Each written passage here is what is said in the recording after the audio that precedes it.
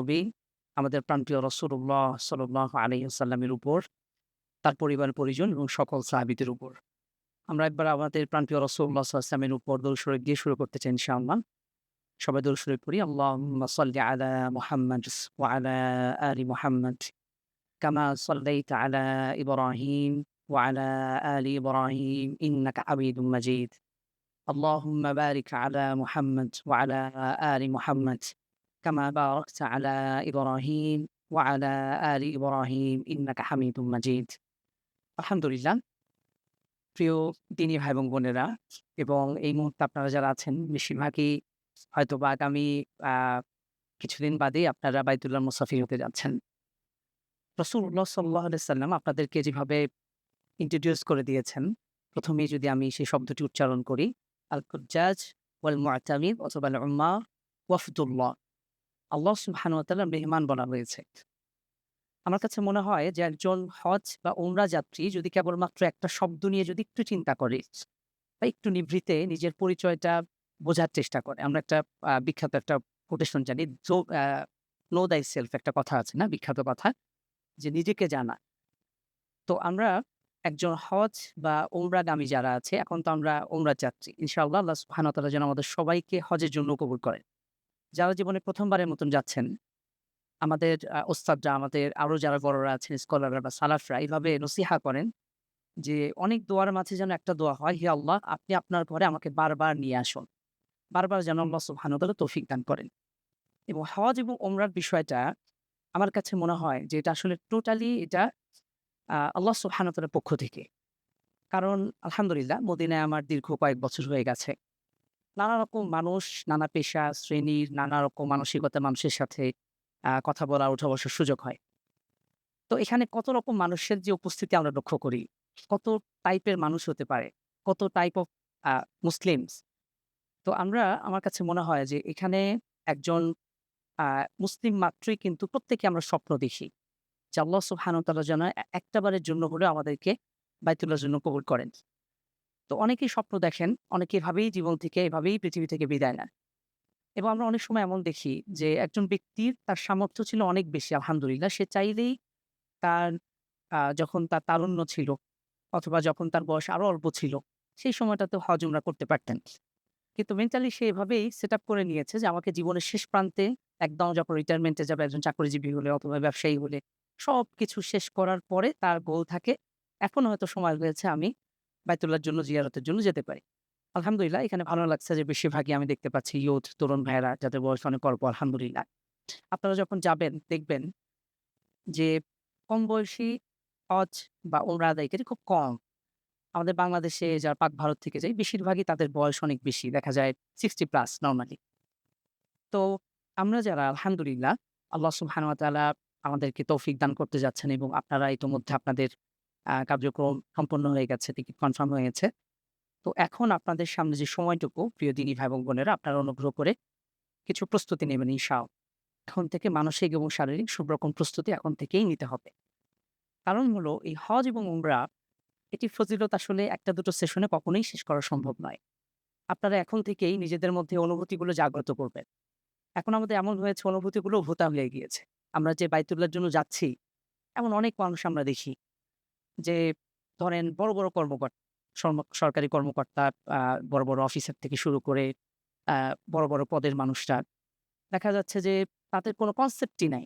একজন ব্যক্তি আ গত বছর কিছুদিন আগে একজন গেলেন, তিনি সম্ভবত প্রশাসনের বড় একটা দায়িত্বশীল, আমি ভুলে গিয়েছি। তো তিনি গিয়েই বলছেন, আ আমাদের এক ফ্রেন্ডের পরিচিত। তো সে আমাকে বলছে যে, "তুমি একটু গিয়ে একটু খোঁজ নেবে।" তো আমি আগেই বলেছি আমার যেতে একটু দেরি হবে। আমার ইউনিভার্সিটির কাজ শেষ করে আমি যখন গেলাম, তো তিনি বাংলাদেশ সম্ভবত ডিজিএফ এর বড় একজন কর্মকর্তা। স্বামী-স্ত্রী দুজন গিয়েছেন। দেখার সাথেই তিনি খুব ঝাঁঝালো কণ্ঠে বলে উঠলেন, "হ্যাঁ, এত দেরি কেন হলো? আ আরো আগে আসার কথা ছিল আপনার।" আমি বললাম যে, "আমি আগেই বলে দিয়েছি আমার দেরি হবে। আমার কাজ শেষ করে এসছি।" দ্বিতীয়ত তিনি বলছেন যে, "এই যে হোটেলটা এটা তো আসলে 5 স্টার নয়। এটা তো আ আমি যেরকম চেয়েছিলাম এরকম না।" অথচ ভালো একটা মানে খুব আ খরচ দিয়ে তিনি উঠেছেন। তার কাছে এটা মনোভূত হয় নাই। এরপরে তিনি এসছেন, স্বামী-স্ত্রী দুজনেই আছেন। তাদের বিন্দুমাত্র তাদের মধ্যে পর্দার কনসেপ্ট বলি, তা তিনি যেই মুহূর্তে হারামের মধ্যে অবস্থান করছেন, মসজিদে নববীর ঠিক চত্বরে পাশেই একটা ভালো মানের হোটেল। তো তার মধ্যে এই অনুভূতিটা নাই আসলে। এরপরে তিনি বের হয়ে আসলেন। আসার পরে আমি তাকে নিয়ে মসজিদে নববীর চত্বরে গেলাম। যাওয়ার পরে তিনি আমাকে বলছেন যে, "আমি সালাত পড়ব, কিভাবে সালাত আদায় করতে পারি?" তো এতে অবাক হওয়ার তেমন কিছু নেই। আমরা আসলে জানি বাংলাদেশে আমাদের যারা নরমাল সাধারণ ঘরের মুসলিম পরিবার এমন অনেকেই আছে যারা শুদ্ধ করে সলাত পর্যন্ত পড়তে পারি না। এটা বাস্তবতা, তিক্ত বাস্তবতা। তো আমি তখন বলছি যে, "আপনারা ২ রাকাত সালাত পড়বেন। আপনারা সফর হালতে আছেন।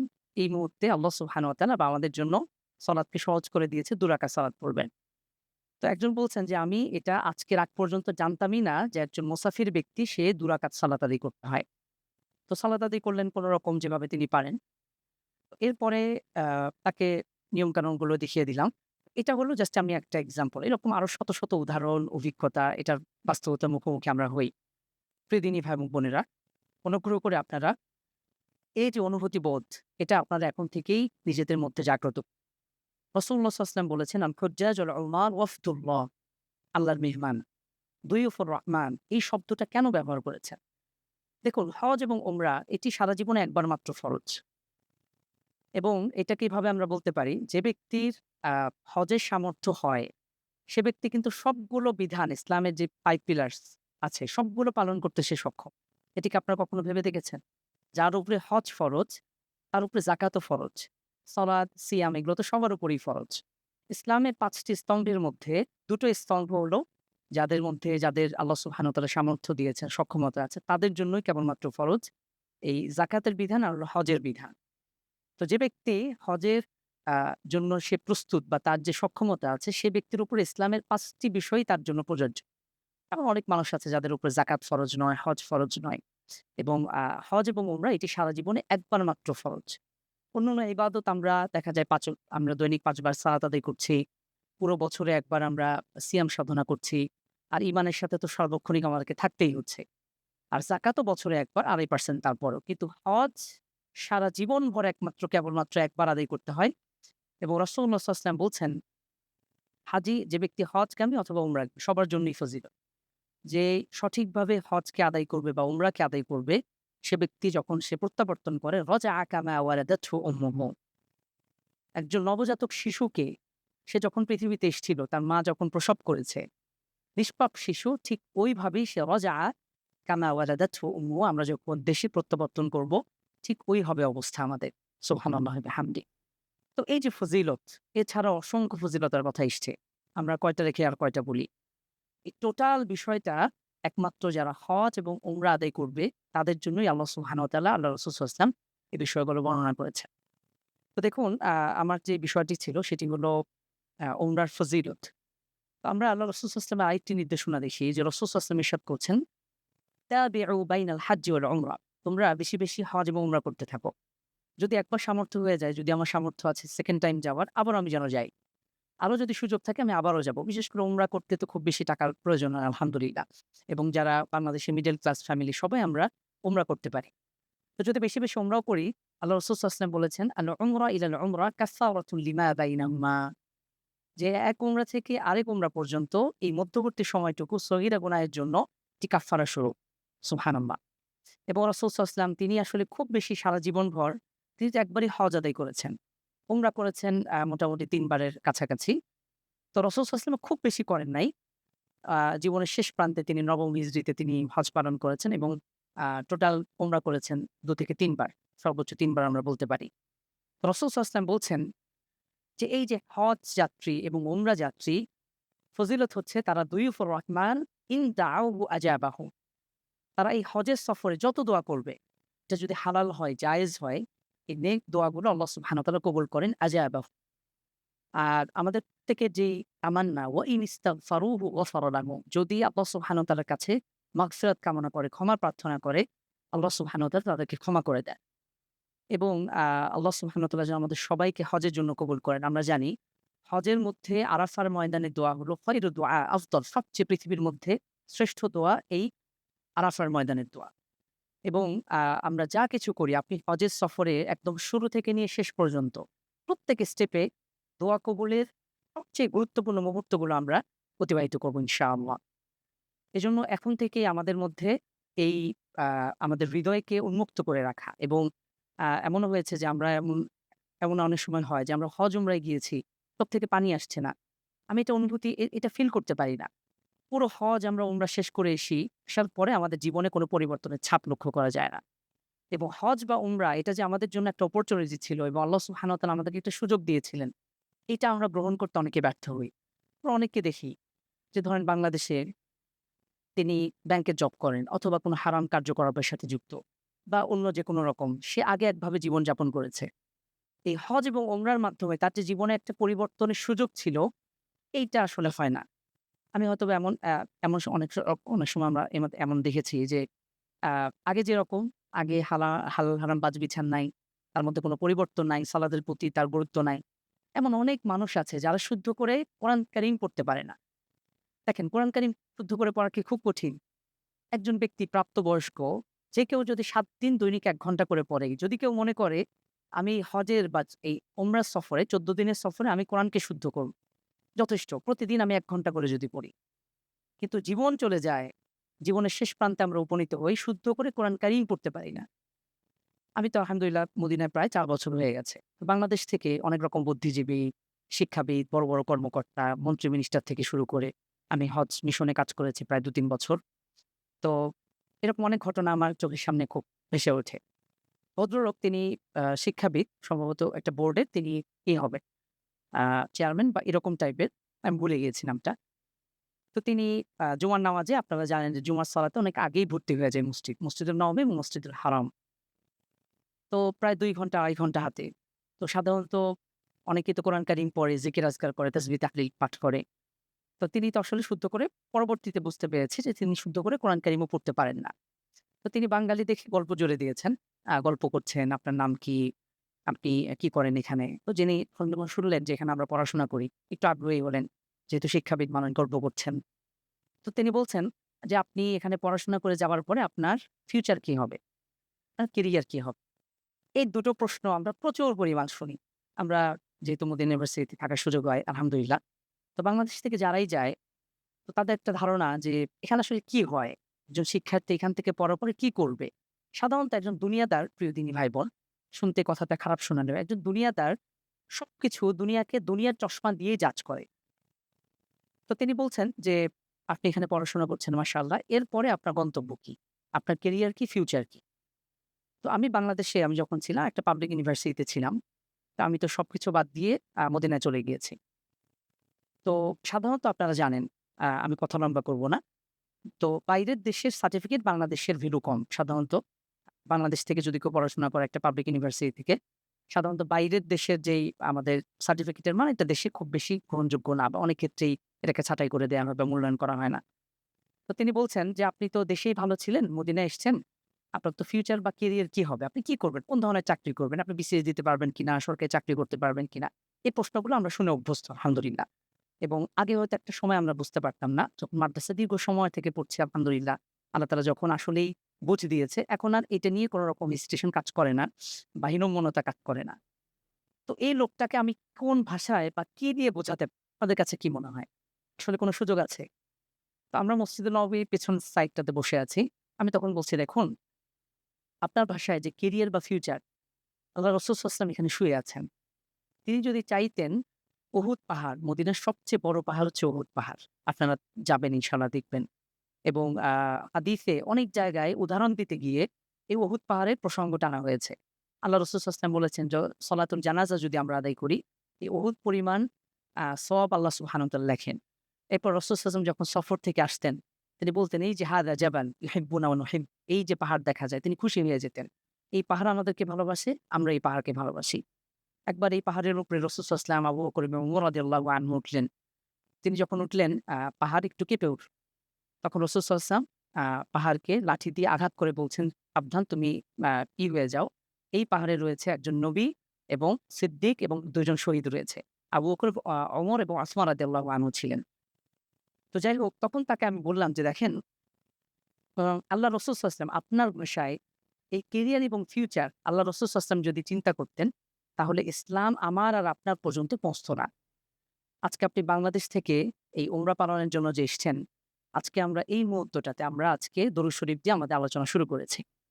৬,০০০ কিলোমিটার দূরে আমরা বসে এবং ধরেন আল্লাহ রাসূল সাল্লাল্লাহু আলাইহি ওয়াসাল্লাম এসছে ১৫০০ বছর আগে। এখন চলছে ১৪৪৭ হিজরি। এই ১৫০০ বছর আগে আল্লাহ রাসূল সাল্লাল্লাহু আলাইহি ওয়াসাল্লাম এসেছিলেন পবিত্র মক্কায় সেই মরুভূমিতে। আজকে আমরা ৬,০০০ কিলোমিটার দূরে বসে ১৫০০ বছর পরেও আমরা সেই আল্লাহ রসুলের নাম নিচ্ছি এবং আমাদের নামের শুরুতে এখন নাম শুনলেই মনে হয় যে আমরা মুসলিম ঘরের সন্তান। এটা এমনি, এমনি আসেনি প্রিয় দিনী ভাই-বোন। আপনি যদি প্রকৃতপক্ষেই হজকে স্টাডি করে যাবেন, পরিপূর্ণ অনুভূতির সাথে প্রত্যেকটা জায়গা আপনি যখন ভ্রমণ করবেন এবং আলহামদুলিল্লাহ আমাদের পুরো ট্রিপটাকে সাজানো হয়েছে সিরার আলোকে। আপনি যখন আপনার জার্নিটা যখন শুরু হবে, যখন ১ম বারের মতন আপনার একদম বিমানে ওঠার মাধ্যমে যারা আগে গিয়েছেন আলহামদুলিল্লাহ, যারা ১ম বারের মতন যাবেন, তাদের অনুভূতিটা আসলে অন্য লেভেলের। আমি আমার ১ম সফর, আমার যে উমরা সফর ছিল, কিছু আফগানি বন্ধুদের সাথে। কোন বাঙালি ছিল না। তো কিছু আফগানি বন্ধু-বান্ধব প্রায় ৬ জন মিলে আমাকে নিয়ে আমি বলছিলাম যে, "খুব ইচ্ছা, আ আমি আর অপেক্ষা আমার তর সইছে না। তোরা আমাকে নিয়ে যা।" আমার ক্লাসমেট আমাদের। তো আমরা যখন যাচ্ছিলাম, আমার সারারাত চোখে ঘুম নাই। মক্কা থেকে মদিনা প্রায় ৪৫০ কিলোমিটার হলো। প্রায় বাসে আমাদের ৫-৬ ঘন্টা লেগে যায়। তো তিনি বারবার আমাকে বলছেন, সে হয়তো ঘুমাচ্ছে বা এর আগেও গিয়েছে। কিন্তু আমার চোখে তো ঘুম নাই। এবং এটার আরো আগে যদি শুরু করি, যখন ১ম আমার যাত্রা শুরু হয়, আ আমাদের ইউনিভার্সিটির উদ্দেশ্যে, মদিনার উদ্দেশ্যে, আ যখন বিমান শুরু করেছিল যাত্রা, তখন চোখ থেকে পানি ঝরছে। এবং অনুভূতিটা হলো যে আমি আল্লাহ রসুলের সেই ভূমিতে আমি পা রাখতে যাচ্ছি। এই বিমানটা যদি সঠিকভাবে উড্ডয়ন করে যদি পৌঁছে যায়, তাহলে আমি ইনশাআল্লাহ মদিনাতে রসুলে গিয়ে আমি পা রাখবো বিইذনিল্লাহ। এই যে অনুভূতি, এটা যে কল্পনা, সারা জীবন স্বপ্ন থাকে প্রত্যেক মুমিনের, প্রত্যেক মুসলিমের। তো আপনার এই অনুভূতি বোধটা যদি আ সঠিকভাবে কাজে লাগাতে পারেন ইনশাআল্লাহ, প্রত্যেকটা জার্নির প্রত্যেকটা স্টেপে আপনি ইনশাআল্লাহ সেই ইমানের যাকাত আমাল ঈমান, ইনশাআল্লাহ ইমানের স্বাদ আস্বাদন করতে পারবেন। তো আপনি যখন ১ম যাত্রা শুরু করবেন এবং সেখানে গিয়ে যখন নামবেন, আমাদের মনে হয় জেদ্দায় গিয়ে আমরা ১ম যাচ্ছি। তো আপনারা ১ম এই হজে ১ম এ আগে উমরাই আদায় করবেন ইনশাআল্লাহ মদিনা হতে আরো কিছুদিন পরে। তো তখন থেকে নিয়ে আপনি বিমান থেকে নামবেন, আপনার মনে হবে যে কখন আমরা পৌঁছবো হোটেলে। আপনি হোটেলে গিয়ে পৌঁছবেন। সেখান থেকে মনে হবে কখন আমরা সেই বাইতুল্লাহকে দেখব। আপনি যখন হাঁটি, হাঁটি পা, পা করে যাবেন, যখন ১ম বার নজর আপনি দৃষ্টি বুলাবেন সেই কালো গিলাফের সেই আ ৪ দেয়ালের সেই কাবা, তখন অটোমেটিক্যালি আপনার চোখ থেকে পানি বের হবেই হবে। আপনি কাবা তওয়াফ শুরু করবেন বিসমিল্লাহ বলে। তার মধ্যে সেই আজ থেকে ১৫০০ বছর আগে আপনি চলে যাবেন। যে রাসূলুল্লাহ সাল্লাল্লাহু আলাইহি ওয়াসাল্লাম এই জায়গাটিতে ঠিক এভাবেই, এবং পুরুষটা ১ম ৩ তাওয়াফে ইস্তিবা, অর্থাৎ একটু তড়িৎ পদক্ষেপে চলতে হয় ১ম ৩ তাওয়াফে। রাসূল সাল্লাল্লাহু আলাইহি ওয়াসাল্লাম যখন উমরা আদায় করেছিলেন ঠিক সেভাবেই করেছিলেন। এবং তিনি বলেছিলেন, সাহাবীদেরকেও আদেশ দিয়েছিলেন যে, "তোমরাও এভাবে বীর দর্পে তোমরা পা গুলো ফেলবে কিছুটা দ্রুত গতিতে, যেন সাহাবীরা বা এই কুফফাররা তারা যেন মনে না করে যে আমাদেরকে মদিনার আবহাওয়া আমাদেরকে দুর্বল করে ফেলেছে।" আল্লাহ রাসূল সাল্লাল্লাহু আলাইহি ওয়াসাল্লামের হাদিস যে, "মান তাওয়াফা বিল বাইত ওয়া সাল্লা রাকাআতাইন", যে আমরা যখন তওয়াফ করছি, এবং তওয়াফটা আপনারা অনেকেই জানেন এটা সলাতের মতন গুরুত্বপূর্ণ। এবং সলাতের মধ্যে আমাদের যেমন অজু প্রয়োজন, ঠিক একইভাবে আমাদের তওয়াফের মধ্যেও অজু এটা ফরজ। অজু অবশ্যই থাকতে হবে। অজু যদি চলে যায় তাহলে দ্রুত গিয়ে অজু আদায় করে নিতে হবে। আল্লাহ রসুলের হাদিস হলো, "মান তাওয়াফা বিল বাইত ওয়া সাল্লা রাকাআতাইন", ৭ তাওয়াফের প্রত্যেকটা পদক্ষেপে আল্লাহ রসুলের হাদিস হলো, যখন একজন ব্যক্তি এক তাওয়াফ থেকে এক পা থেকে আরেক পা এখনো উঠায় নাই, এই অবস্থাতে প্রত্যেকটা পদক্ষেপে আল্লাহ সুবহানাহু ওয়া তাআলা একটা করে গুনাহ ক্ষমা করে দেন। ওয়া কাতাবাল্লাহু বিহা হাসানাহ, একটা করে সওয়াব লেখেন, এবং ওয়া রাফা'a লাহু বিহা দারাজা, এবং আল্লাহ সুবহানাহু ওয়া তাআলা ওই ব্যক্তির মর্যাদাকে উঁচু করেন, বুলন্দ করেন। সুবহানাল্লাহ। আপনি তাওয়াফ করছেন, দোয়া করছেন রুকনে ইয়ামানি থেকে হাজারুল আসওয়াদ পর্যন্ত, "রব্বানা আতিনা ফিদ দুনিয়া হাসানাহ ওয়া ফিল আখিরাতি হাসানাহ ওয়া কিনা আযাবান নার।" এই দোয়াটি ছাড়া তাওয়াফের মধ্যে আর কোনো দোয়া নির্ধারিত নয়। আপনার মনের যা কিছু আছে, আপনি বাংলা, আরবি, ইংরেজিতে যেকোনো ভাষায় যেকোনোভাবে আপনি আল্লাহ তাআলার কাছে হালাল নেক দোয়াগুলো আপনি করতে থাকবেন ইনশাআল্লাহ। এবং হাজারুল আসওয়াদ আপনি যখন একটা করে তাওয়াফ পূর্ণ করছেন, এই হাজারুল আসওয়াদ আমরা অনেকেই জানি এটা জান্নাতি পাথর, তাই না? হাদিসে এসছে এই হাজারুল আসওয়াদ এবং রুকনে ইয়ামানি এটি জান্নাতের ইয়াকুত পাথর, এবং এটা ছিল দুধের থেকেও সাদা। হাদিসে এসছে যদি আল্লাহ সুবহানাহু ওয়া তাআলা এই হাজারুল আসওয়াদের তার যেই আলো ছিল, নূর ছিল, এটা যদি আল্লাহ তাআলা না নিয়ে নিতেন, ছিনিয়ে না নিতেন, তাহলে এক হাজারুল আসওয়াদের সেই পাথরের যেই আলো বা নূর রয়েছে, এটা দিয়ে মা বাইনাল মাশরিকি ওয়াল মাগরিব, পৃথিবীর পূর্ব থেকে পশ্চিম পর্যন্ত আলোকিত হয়ে যেত। এই হাজারুল আসওয়াদকে আল্লাহ সুবহানাহু ওয়া তাআলা রাসূল সাল্লাল্লাহু আলাইহি ওয়াসাল্লাম ইরশাদ করেছেন, "ওয়াল্লাহি লা ইয়াবআসান্নাহু আল্লাহু ইয়াওমাল কিয়ামাহ লাহু আইনান। হাজারুল আসওয়াদের আল্লাহ সুবহানাহু ওয়া তাআলা কিয়ামতের দিনে দুটো চক্ষু দান করবেন। ইউবসিরু বিহিমা, এই চোখ দিয়ে কিয়ামত পর্যন্ত যত মানুষ এই হাজারে আসওয়াদের কাছে এসছে অর্থাৎ বাইতুল্লাহ জিয়ারত করেছে, এই ব্যক্তিদের জন্য হাজারুল আসওয়াদ প্রশংসা করবে বা তাদের জন্য সুপারিশ করবে। এবং আল্লাহ সুবহানাহু ওয়া তাআলা তাদের জন্য লিসান, জবানের ব্যবস্থা করে দিবেন। ধরে, ধরে প্রত্যেক ব্যক্তির জন্য তিনি সাক্ষ্যদান করবেন ইনশাআল্লাহ। এরপরে আমরা যখন ৭ টি তওয়াফ শেষ করে আমরা যখন সলাত আদায় করব, ২ রাকাত সালাত আদায় করতে হয় মাকাম ইব্রাহিমের সামনে। হাদিসে এসছে যে ব্যক্তি সঠিকভাবে তাওয়াফ করবে, ওয়াসাল্লা রাকাআতাইন ২ রাকাত সালাত আদায় করবে। এরপরে কাইক্কি কানা কাইক্কি রাকাবা, এই ব্যক্তির ফজিলত হলো সে ব্যক্তি যেন একটা দাসকে, গোলামকে আজাদ করে দিয়েছে। সুবহানাল্লাহ। এরপর আপনি সোজা ঢুকে যাবেন সাফা মারওয়ায়। সেখান থেকে সেই আপনি ১৫০০ সেই ইব্রাহিম আলাইহিস সালাতু ওয়াস সালামের যুগে যে একজন মা তার সন্তানের জন্য কতটা কাতর হয়ে এক পাহাড় থেকে আরেক পাহাড় তিনি ছুটে বেড়াচ্ছেন। তার সন্তানের জন্য পানির আ আশায়। তো এর মধ্যেও যত ইচ্ছা আপনি দোয়া করতে পারেন। এবং আপনারা অনেকেই আমি দেখেছি এই দীর্ঘ সময় ধরে এই সাফা এবং মারওয়ায় এখানে একটা দোয়া রয়েছে। এটা মাত্র হাদিস থেকে প্রমাণিত দোয়া। অন্য কোনো দোয়া নেই। এই দোয়াটা অনেকেই জানে না। অনেক মুআল্লিমরাও পড়ে না। অনেক সময় এমন হয় যে আমরা গিয়েছি কয়েকজন, আমি দোয়া পড়ছি। অনেকে বলে, "এই তাড়াতাড়ি চলো, তাড়াতাড়ি চলো।" এই জায়গাটিতে অনেক সময় আমরা টায়ার্ড থাকি, সেটা ভিন্ন বিষয়। যদি আমার সুযোগ থাকে, আমার এনার্জি আছে, তো আমি চাইলে সাফা এবং পাহাড়ে বা মারওয়ায় প্রত্যেকটি জায়গায় উঠে ৩ বার করে এই দোয়ার কথা এসছে। লা ইলাহা ইল্লাল্লাহ ওয়াহদাহু লা শারীকা লাহু লাহুল মুলকু ওয়া লাহুল হামদু ওয়া হুয়া আলা কুল্লি শাইইন লা ইলাহা ইল্লাল্লাহ আনজাযা ওয়া'দাহু ওয়া নাসারা আবদাহু ওয়া হাযামাল আহজাবা ওয়াহদাহু। এরকম একটি দোয়া আছে। আপনারা ইনশাআল্লাহ ফোন থেকে অথবা কোনো একটা আ বই থেকে আপনারা এটা দেখে নিবেন ইনশাআল্লাহ। তো এই হারামের, মসজিদে হারাম এবং মসজিদে নাবাবী, এই দুটিকে বলা হয় হারামাইন। আপনারা অনেকেই জানেন, তাই না? এই দুটি জায়গাকে আল্লাহ সুবহানাহু ওয়া তাআলা সম্মানিত করেছেন। পৃথিবীর মধ্যে সবথেকে সম্মানিত জায়গা, সবথেকে গুরুত্বপূর্ণ জায়গা হলো এই কাবাতুশ শরীফা বা মক্কার যেই হারাম এরিয়া রয়েছে এবং মদিনার যে হারাম এরিয়া রয়েছে। এবং এটি শুরু করেছিল কে? আপনারা অনেকেই জানেন। কা মক্কার যে হারাম এরিয়া এটি মোটামুটি প্রায় ১৬ থেকে ১৮ কিলোমিটার পর্যন্ত। আপনারা অনেকেই জানেন এটার দিকগুলো নির্ধারণ করা আছে। আপনারা যখন হারাম থেকে বেরিয়ে যাবেন দেখবেন হারাম হুদুদুল হারাম, এন্ড অফ দ্যা হারাম এরিয়া, সেখানে একটা আ সাইন দেওয়া আছে। তো এরপরে মদিনাতেও ঠিক একই রকম একটা হারাম আছেন। মসজিদে নববীকে কেন্দ্র করে আল্লাহ রসুলের হাদিস হলো মা বাইনা আইরিন ওয়া ইলা সাওরিন, যে আইর এবং সাওর পাহাড়ের মধ্যবর্তী জায়গাটা হলো হারাম এরিয়া। আল্লাহ সুবহানাহু ওয়া তাআলা এই দুটি জায়গাকে সম্মানিত করেছেন। এই মধ্যবর্তী জায়গা। এর মধ্যে জীব হত্যা করা হারাম, এর মধ্যে ঝগড়া বিবাদ করা হারাম, কোনো গাছ কাটা হারাম। এটা সম্মানার্থে। এটা কাবা এবং মদিনার সম্মানার্থে। প্রিয় দিনী ভাই এবং বোনেরা, আফসোসের বিষয় হচ্ছে আমরা অনেকেই আমাদের মধ্যে এই অনুভূতি বোধ আর থাকে না যে আমরা পৃথিবীর শ্রেষ্ঠতম একটা জায়গায় আছি। আমরা স্বাভাবিকভাবে বাঙালি জাতি, আমাদের রক্তে মাংসে তো ওই স্বভাবটা মিশে আছে। এমনও আফসোসের বিষয় আমরা দেখেছি যে তরকারি কম, আলু কম হয়েছে এজন্য ঝগড়া বিবাদ লাগে। এটা কল্পনা করতে পারেন?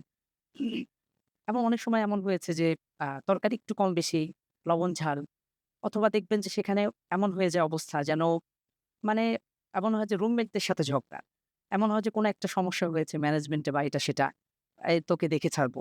দেখে ছাড়বো ইনশাআল্লাহ। দেশে আগে যাই, তোমাকে দেখে ছাড়বো। কিভাবে তুমি এয়ারপোর্ট থেকে বাড়িতে যেতে পারো। আমরা দেশে অনেকেই এমন আছি, মেজর, কর্নেল বা বিভিন্ন পদের মানুষরা যাই। আমরা ভুলে যাই যে আমরা কোন জায়গাটিতে আছি। হাদিসে এসছে যে আমাদেরকে হজ এবং উমরার জার্নিতে ফালাম ইয়ারফুস ওয়ালাম ইয়াফসুক, কোন রকম কটু কথা, গালমন্দ, কাউকে গালি দেওয়া, কোন রকম সগীরা গুনাহ, কবিরা গুনাহ হয়ে যাওয়া, এটি যেন না হয়ে যায়। যে ব্যক্তি এগুলো থেকে সম্পূর্ণ মুক্ত থেকে বিহাক্কিন সঠিকভাবে হজ এবং উমরা আদায় করতে পারবে, সে ব্যক্তির জন্য এই ফজিলত। রজা কামা ওয়ালাদাতহু, নিষ্পাপ হয়ে সে পরবর্তীতে দেশে ফিরে আসবে। কিন্তু আফসোসের বিষয় সেখানে গিয়ে গীবত রয়েছে। দেশে কোন অবস্থায় আমাদের সন্তানদেরকে রেখে গিয়েছি। আমার এটা হয়েছে, সেটা হয়েছে, বাড়ি-গাড়ির আলাপ, ব্যবসা-বাণিজ্যের আলাপ। ফোনে অনেক সময় এমন হয় যে ফোনটা তো আমরা সাথেই নিয়ে যাই। "এই এটা হয়েছে, সেটা হয়েছে, ওটা কেন হলো না? ঠিক আছে আমি আসতেছি। এই ১৫ দিনের সফর আমি গিয়ে দেখব। এরা তো সাহস হয় কোত্থেকে?" টাকা-পয়সার হিসাব থেকে শুরু করে এমনও আছে যে হারাম, সুদ-ঘুষের হিসাব পর্যন্ত মদিনায় বসে করে। এরকম আছে। আপনারা দেখবেন যে অনেক দেশের আ এই হজ বা উমরা যাত্রী যারা হারাম এরিয়াতে বসে মসজিদে নববী চত্বরে বসে সিগারেট ফুকাচ্ছে। এরকম অনেকেই দেখি। সেখানে পর্দার কোনো বালাই নাই, তাদের মধ্যে কোনো কনসেপ্ট নাই। নামাজের সময় তারা হুড়মুড় করে মার্কেটে ছুটে চলছে। সেখানে গিয়ে দেখবেন হজ আদায় করার পরপরই চিন্তা হলো কোথায় কোন মার্কেট আছে। অনেক সময় এমন হয় যে মুআল্লিমদেরকে বা হজ এজেন্সির লোকেরা যারা আছে তাদেরকে বলা আমাদেরকে মার্কেটে নিয়ে যাও, এটা কিনতে হবে, সেটা কিনতে হবে। সবই আমাদের করতে হবে। ঠিক আছে? এটা তো আমরা যেহেতু গিয়েছি অবশ্যই হবে। কিন্তু এই যে আমাদের মেন্টালিটি যে ইবাদতের থেকে আমরা অন্য কিছুকে যেন প্রায়োরিটি দিচ্ছি। অনেক সময় এমন হয় যে তাদের ধারণাই এরকম। আমরা তো আ দীর্ঘ সময় নিজেদের খেদমতে থাকার সুযোগ হয়েছে। যে যারা মুআল্লিম থাকে বা হজ এজেন্সির লোকেরা আছে, আমরা ধারণা করে নিই যে তারা সবকিছু করে দেবে। বাজার থেকে শুরু করে সবকিছু মনে হয় তারা করে দিবে। আমরা মুখিয়ে থাকি। এই স্বর্ণের মার্কেটে যেতে হবে, সেখানে যেতে হবে, এটা কিনতে হবে, সেটা কিনতে হবে। লিস্ট ধরে আমাদের আমলের কোনো লিস্ট থাকে না যে আমাকে এই আমলগুলো আমাকে কমপ্লিট করতে হবে। এই জিনিসগুলো আমাদের জন্য খুব দুর্ভাগ্যের বিষয়। আমরা কেউই জানি না যে আজকে থেকে এখনো যে কয়দিন বাকি আছে, এমনও হতে পারে যে আমাদের এমন কোনো আ প্রয়োজন এসে গেল বা এমন কোনো বিপদ-আপদ এসছে যে আমি হয়তোবা ওমরাতে যেতে পারলাম না। এরকম হয় না? আমরা হজেই যেতে পারলাম না। আল্লাহ রাসূলের হাদিস হলো যে তাআজ্জালু ইলাল হাজ্জ, যে তোমরা দ্রুত হজ এবং উমরাকে আদায় করে ফেলো। ফাইন্নাহু লা ইয়াদরি মা ইয়াউরিদু লাহু, কেননা কেউই জানে না আগামীকালকে তার জন্য কি অপেক্ষা করছে। হতে পারে তার অতাদুল্য দল, তার টাকা-পয়সা হারিয়ে গিয়েছে, নষ্ট হয়ে গিয়েছে। ওয়াকাদ ইয়ামরাদুল মারিদ, অথবা এমন হতে পারে অসুস্থ হয়ে গিয়েছে। হতে পারে এমন কোনো বিপদ-আপদ এসছে যার কারণে আমি হয়তো সফরে যেতে পারলাম না। প্রিয় দিনী ভাই এবং বোনেরা, এজন্য আমাদের আহ্বান থাকবে যে আমরা যেন এই হজ এবং ওমরাকে একটা অপরচুনিটি ভেবে নিই। একটা লাইফ চেঞ্জিং একটা আমাদের জন্য সুযোগ। এই হজ এবং ওমরার মাধ্যমে যদি আমাদের জীবন চেঞ্জ না হয়, আর কোন ইবাদত রয়েছে, আর কোন উপলক্ষ্য রয়েছে যেই ইবাদতকে কেন্দ্র করে আমাদের জীবনকে চেঞ্জ করতে পারি। আমি একটু আগেও বলছিলাম যে এমন অনেকেই আছে যারা শুদ্ধ করে কোরআনটা পড়তে পারি না। আমরা কালিমাটা শুদ্ধ করে পড়তে পারি না। ওই ভদ্রলোকের কথাটা শেষ করি। তো তিনি বলছেন যে আ তখন একটা পর্যায়ে আমি যখন তাকে বললাম, আল্লাহ রাসূল সাল্লাল্লাহু আলাইহি ওয়াসাল্লাম এখানে শুয়ে আছেন। তিনি যদি আপনার ভাষায় যে কেরিয়ার এবং ফিউচার রয়েছে, তিনি যদি সেই চিন্তা করতেন, তিনি তো চাইলে পুরো পৃথিবী তার হাতের মুঠোয় রয়েছে। তিনি চাইলে পুরো অহুদ পরিমাণ পাহাড়টা স্বর্ণ হয়ে যেত। তার কোন জিনিসটি কমতি ছিল? কিন্তু এরপরে আল্লাহ রাসূল সাল্লাল্লাহু আলাইহি ওয়াসাল্লাম তিনি মানুষের দুয়ারে দাওয়াতের ফেরি করে বেরিয়েছেন। তিনি রক্তাক্ত হয়েছেন, তিনি আহত হয়েছেন, তাকে পাগল বলে গালি দেওয়া হয়েছে। তাকে কত কিছু প্রত্যেকটি ক্ষেত্রে শারীরিক, মানসিক সব রকম জুলুম নির্যাতন তাকে সহ্য করতে হয়েছে। মক্কার জীবনী এবং মদিনাতে গিয়েও তার শুরুর সময়টা অনেক কষ্ট করেছে। আপনারা যখন বিভিন্ন জায়গাগুলোতে যাবেন, বিশেষ করে আল্লাহ রসুলের সাথে সম্পৃক্ত রিলেটেড এই দর্শনীয় জায়গাগুলো মদিনায় বেশি। আপনারা যখন উহুদে যাবেন, আপনারা যখন বদরে যাবেন, আপনারা তায়েফে যাবেন, আপনি এই জায়গাগুলো একটু ফিল করবেন। আল্লাহ রসুল সাল্লাল্লাহু আলাইহি ওয়াসাল্লাম, আমার কাছে মনে হয় যে আমরা যে ইসলামটা পেয়েছি, আমরা নিজেদেরকে মুসলিম পরিচয় বলে যে গর্ববোধ করি, এটা আসলে এমনি আসে নাই। রাসূলুল্লাহ সাল্লাল্লাহু আলাইহি ওয়াসাল্লাম তিনি তো বিশ্বের শ্রেষ্ঠ মানুষ, শ্রেষ্ঠ মহামানব, সাইয়্যিদুল মুরসালিন, সকল নবীদের সর্দার যিনি। এই মহামানবটি, এই শ্রেষ্ঠ মানুষটি একদম পৃথিবীর শুরু লগ্ন থেকে কিয়ামত পর্যন্ত যত মানুষ জন্মিয়েছে এবং জন্মাবে, সবার মধ্যে শ্রেষ্ঠ মানুষ তিনি। যার সার্টিফিকেশন আল্লাহ সুবহানাহু ওয়া তাআলা দিয়েছে, যার ব্যাপারে কোরআন সুন্নাহয় স্পষ্ট বক্তব্য রয়েছে। সেই মানুষটি কেন উহুদের ময়দানে রক্তাক্ত হয়েছেন আমাকে একটাবার বলেন। উহুদের ময়দানে আপনারা যখন জামালুর রমাতে উঠবেন, সাহাবী রাদিয়াল্লাহু আনহুম আজমাইন তারা রক্তাক্ত হয়েছে। তারা অকাতরে নিজেদের জীবনকে বিলিয়ে দিয়েছে।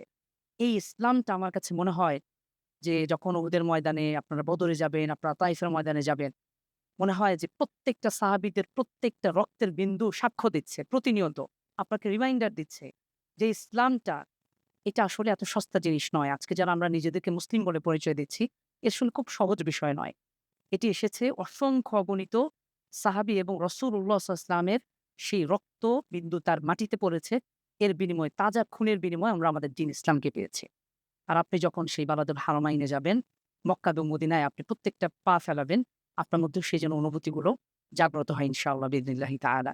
এবং আপনি সেই শেকড়ের টানে ফিরে গিয়েছেন। সেই জায়গাতে গিয়েছেন যেখান থেকে ইসলাম এসছে। মাহাবাতুল ওয়াহিতে গিয়েছেন। যেখানে ১ম ওয়াহী অবতীর্ণ হয়েছে। আল্লাহ রাসূল সাল্লাল্লাহু আলাইহি ওয়াসাল্লামের পুরো জীবন যেখানে কেটেছে। আমরা আমাদের কোরআন কারীম যেভাবে পেয়েছি। তো এজন্য এই বিষয়গুলো আমরা ইনশাআল্লাহ স্মরণ রাখার চেষ্টা করব। আমি শেষ করছি ইনশাআল্লাহ। খুব সময় নেব না। আমাদের সম্মানিত মেহমানরা আছেন।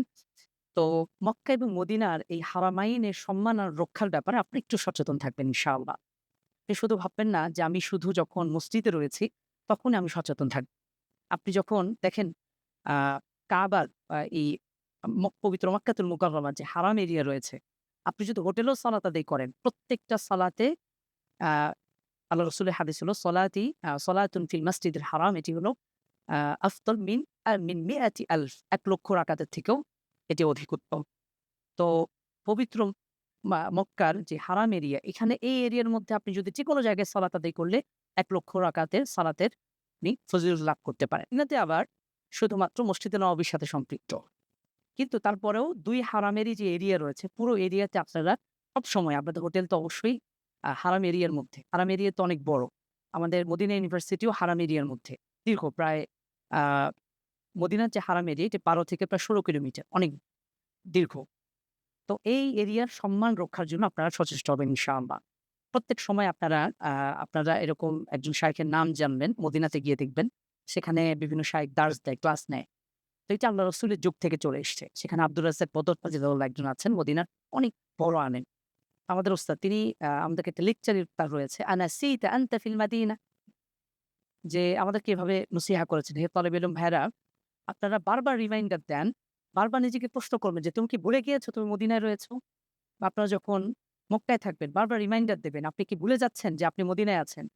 মুখ থেকে খারাপ কথা বের হয়ে যেতে পারে। কাউকে গালি দিতে ইচ্ছা করতে পারে। মেজাজকে আমরা অনেক সময় কন্ট্রোল নাও করতে পারি। তখন আমাকে আবারও ফিরে যেতে হবে। নিজেকে প্রশ্ন করতে হবে যে ভুলে গেলে চলবে না। আমরা রয়েছি পবিত্র মক্কায় অথবা পবিত্র মদিনাতুল মুনাওয়ারাতে। আল্লাহ রাসূল সাল্লাল্লাহু আলাইহি ওয়াসাল্লাম মক্কা এবং মদিনায় কত দোয়া করেছেন। ইন্নাহা তাইয়্যিবা। এটি একটি বরকতময় শহর। আল্লাহ রাসূল সাল্লাল্লাহু আলাইহি ওয়াসাল্লাম দোয়া করেছেন মদিনার ব্যাপারে, ইয়া আল্লাহ, আ আমি হারামকে, আল্লাহ ইব্রাহিম আলাইহিস সালাম মক্কার সীমানা নির্ধারণ করেছেন। আর আমি পবিত্র মদিনাকে হারাম ঘোষণা করলাম। আল্লাহ রাসূল দোয়া করেছে, ইয়া আল্লাহ, আপনি মক্কাকে যেভাবে কবুল করেছেন, মক্কার থেকেও দ্বিগুণ বারাকা দান করুন মদিনাতে। এবং আপনারা দেখবেন, এটা খেয়াল করবেন। মদিনায় যাবার পরেই আপনাদের মধ্যে এই পরিবর্তন লক্ষ্য করতে পারবেন যে আমরা মনে হয় একটা সুন্দর শান্তির নগরীতে এসেছি। এই মানুষগুলো সবল, শান্তি, খুব দেখবেন যে সবকিছু একটা আবহাওয়া থেকে শুরু করে মানুষের আচার-আচরণ সবকিছুর মধ্যে একটা ছাপ আছে। আল্লাহ রাসূলের সেই দোয়ার বদৌলতে। তো আপনারা এই জিনিসটি কখনোই ভুলে যাবেন না ইনশাআল্লাহ। আল্লাহ সুবহানাহু ওয়া তাআলা আমাদেরকে সেই তৌফিক দান করুন। আরো অনেক বিষয় ছিল। ইনশাআল্লাহ আপনারা পর্যায়ক্রমে জানবেন। আর আপনাদের কাছে ২ টো নসিহা। একটা হলো, বা অলরেডি পুরো আলোচনায় উঠে এসছে, যে আপনারা এখন থেকে জানার চেষ্টা করবেন এবং সম্ভব হলে আ আপনারা কারো সফরের কাহিনী যদি হয়, আ আমাদের আলহামদুলিল্লাহ আমাদের মোকাদ্দেস ভাই তিনি আমাকে একটা বইও দিয়েছেন। সফরে হিজাজ নামে আব্দুল মাজেদ দরিয়াবাদীর, তিনি অনেক বড় মুফাসসির। তার একটা বই রয়েছে। আবু তাহির মিসবাহ সাহেবের একটা বই রয়েছে, বাইতুল্লাহ ছায়া অথবা বাইতুল্লাহ মুসাফির, অথবা ডক্টর শামসুল আরিফিন শক্তি ভাইয়ের মনে হয় রয়েছে কোরআনবন্দি নামে একটা বই, তাই না? এরপরে ধরুন আরিফ আজাদ ভাইয়ের একটা বই রয়েছে। যেকোনো একটা বই, উমরা সংক্রান্ত একটা বই পড়বেন। এরপরে একটা ফিক রিলেটেড, অর্থাৎ উমরাটাকে কিভাবে আদায় করবেন, এই রিলেটেড একটা মানে শারীরিক দৃষ্টিকোণ থেকে যে বিষয়গুলো রয়েছে, এটা নিয়ে আগাগোড়া একটা বই পড়ুন। বোঝেন বা না বোঝেন, একটা বই আগাগোড়া শেষ করে ফেলুন। আর আপনারা পুরো জার্নিতে আগে থেকেই দেশ থেকেই মেন্টালি আপনারা প্রিপেয়ার্ড হয়ে যাবেন যে আমি জার্নিতে যাচ্ছি, যেই সফরে যাচ্ছি, এটা পৃথিবীর অন্য কোনো ট্যুরের মতো না। অন্য কোনো চিত্তবিলাসের জন্য, বিনোদনের জন্য যে আমরা ইউরোপ, আমেরিকা, লন্ডন সফর করি বা এই ইন্দোনেশিয়া, মালয়েশিয়া, এটার মতো নয়। এই সফরটা ইবাদতের সাথে সম্পৃক্ত। আপনি অসংখ্যবার Indonesia, Malaysia, Europe, America, London সফর করেন, এক বিন্দুও সওয়াব নাই। আপনার এই পুরো জার্নিটা এটা ইবাদতের সাথে সম্পৃক্ত, ইসলামের অন্যতম একটা পিলার। সুতরাং আপনারা প্রত্যেকটা পদক্ষেপে যেন সবর করতে পারেন। আমাদের পুরো আপনারা যে প্রতিষ্ঠানটির মাধ্যমে যাচ্ছেন, এই প্রতিষ্ঠানের নাম সবাই জানি তো, তাই না? কি নাম? হজ অ্যান্ড উমরা সার্ভিস। সুতরাং নামটার সাথে আপনাদের কাজের যেন মিল থাকে। শেষ করছি একটি হাদিস দিয়ে, আমি আর সময় নিচ্ছি না। আ আমি আসলে অনেক কিছু বলার জন্য প্রিপেয়ার্ড হয়ে এসেছিলাম। একটা হাদিস দিয়ে আমি শেষ করব ইনশাআল্লাহ। আয়েশা রাদিয়াল্লাহু তাআলা আনহা থেকে হাদিস। রাসূলুল্লাহ সাল্লাল্লাহু আলাইহি ওয়াসাল্লাম বলছেন, ইয়া আয়েশা, ইন্না লাকি মিনাল আজর। তোমার জন্য প্রত্যেকটি পদক্ষেপে তোমার জন্য প্রতিদান রয়েছে। কদরি, তুমি যতটা মা নাসাবিক ওয়া, তুমি যে মাশাক্কাতিক, তুমি যে কষ্ট স্বীকার করছো, তোমার এই সফরে তুমি অর্থ ব্যয় করবে, তুমি কষ্ট স্বীকার করবে। প্রত্যেকটা পদক্ষেপে তোমার জন্য সওয়াব রয়েছে। আল্লাহ সুবহানাহু ওয়া তাআলা আমাদেরকে সবরের সাথে থেকে পুরো, অর্থাৎ এই সবরের সাথে থেকে এবং প্রকৃত পক্ষে এই সবর অবলম্বন করে এই আমাদের উমরাটা যেন সম্পূর্ণ করতে পারি এবং আমরা যেন প্রত্যেকেই আল্লাহ রাসূলের বর্ণিত যত ফজিলত রয়েছে, এই ফজিলত নিয়ে যেন আমরা দেশে প্রত্যাবর্তন করতে পারি। এই দোয়া রেখে আমি শেষ করছি ইনশাআল্লাহ। সবার কাছে দোয়া কামনা করি। আল্লাহ সুবহানাহু ওয়া তাআলা আমাদের সবার উমরাগুলোকে কবুল করুন। জাযাকুমুল্লাহু খাইর। আসসালামু আলাইকুম ওয়া রাহমাতুল্লাহি ওয়া বারাকাতুহু।